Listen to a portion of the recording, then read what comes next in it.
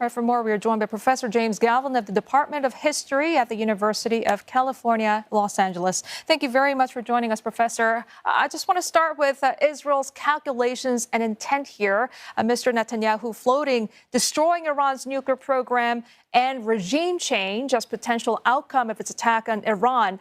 Are either of these goals realistically achievable? I think that he's hit the problem right on the head.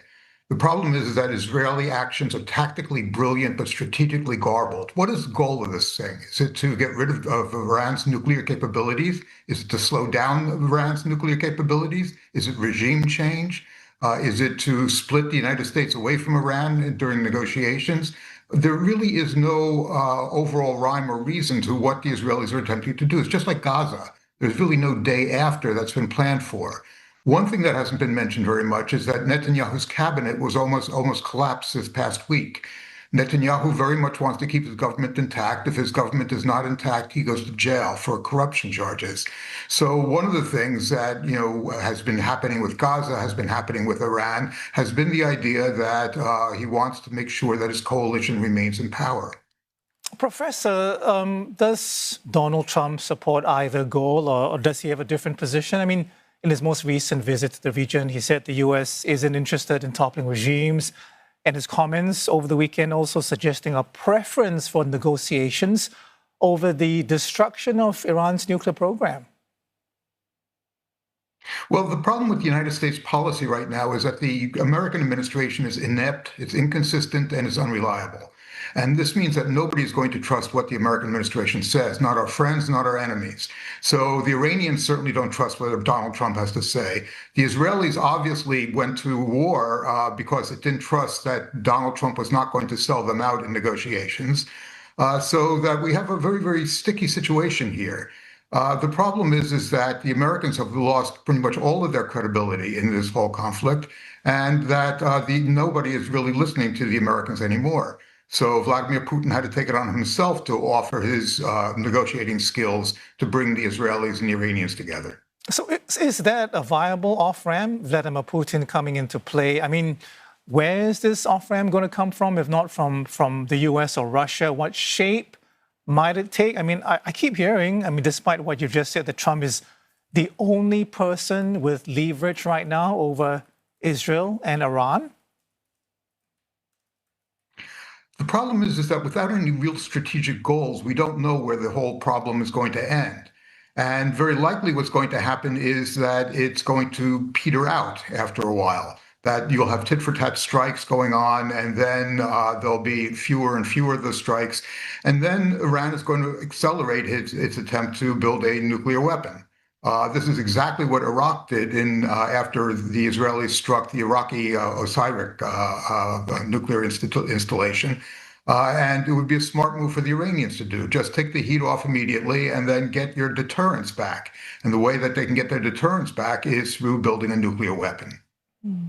Speaking of Iran itself, Professor, how vulnerable is the regime at this moment? Can it afford to sustain an extended war with Israel? And what sort of options does Khamenei have, given reports that he himself could be targeted? I'm frequently asked about what is the popularity of Hamas in Gaza, and it's the same question. In any of these societies that are authoritarian societies, people are afraid to speak out. People don't tell you the truth when you ask a survey. And so we really don't know. There have been massive riots protests in Iran over the last 10 years or so. There's been 10 rounds of protests that have taken place. People are angry at the state of the economy, but does that mean that they're going to sit on their hands? Or does that mean that they're actually going to go out on the streets and demand regime change? That is very likely going to be decided in the future. Now, the thing is, whether or not change is going to come from within the regime itself is doubtful. The military and the mullahs are very much integrated into this regime. Neither will move against the other, and of course, if one falls, they all fall. So it's a very, very strong regime within the regime itself. What their control over civil society is remains to be seen. So, Professor, I want to ask you about the playbook that Israel appears to be using. It used it, as you mentioned, against Hamas in Gaza. It used it against Hezbollah in Lebanon. It's trying now to use the same strategy, go after the leaders, go after the scientists and so forth. Is that something that actually might work? I mean, isn't Iran a slightly different proposition with a 90 million population and a million, I believe, or more in its armed forces as well? Right, you're absolutely right. I mean, Hamas, Hezbollah are not nation states. Iran is a nation state. We've seen this already, that the people who've been eliminated in terms of the military who have been eliminated, there is a deep bench there. So, of course, their subordinates take over immediately. And that'll keep on happening. They'll keep on being replaced. When you kill these individuals, what you don't get is you don't get an empty seat. You get moving up of the bureaucracy into that seat. In terms of the scientists, that's where Iran actually is vulnerable. But you have to remember, Iran's been going after a nuclear weapon now for more than 20 years. And so, therefore, they do probably have a deep bench there of nuclear scientists as well. So even if Israel succeeds in removing Iran's leadership, it doesn't necessarily mean the successor who's to emerge wouldn't be even more hardline and aggressive towards Israel, is it? Regime change has not worked in the 21st century. I mean, you look at Libya, you look at any of the other places that there has been regime changes or attempts at regime change. Iraq is the most famous example. That, basically what you get is not a regime that is going to be more pliable. What you're going to get is a regime that's going to be chaotic, and that's exactly what we're looking forward to in Iran right now.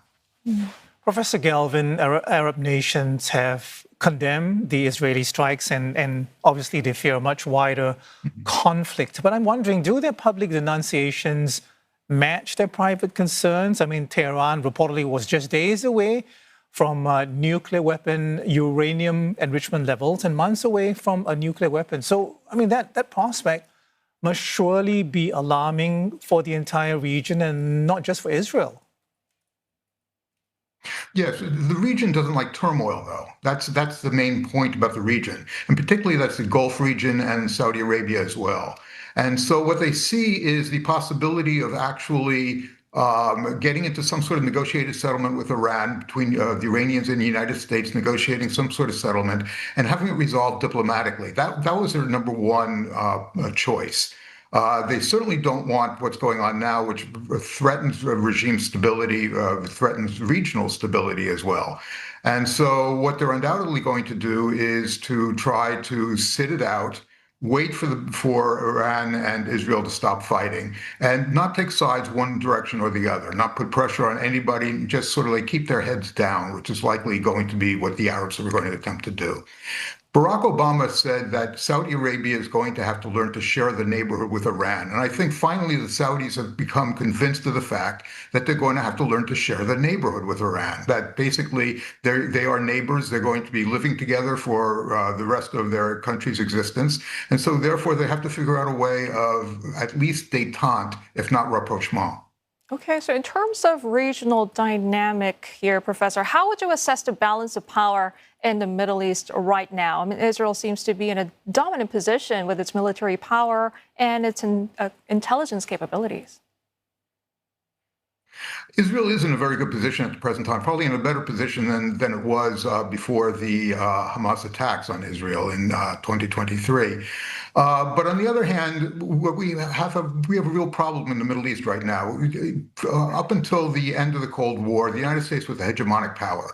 And even years after the Cold War ended, the United States was still the hegemon. Now there is no hegemon anymore, particularly since after the Iraq invasion, the United States began to move out of the territory, began to reconsider its commitment to the Middle East, and began to orient towards Asia.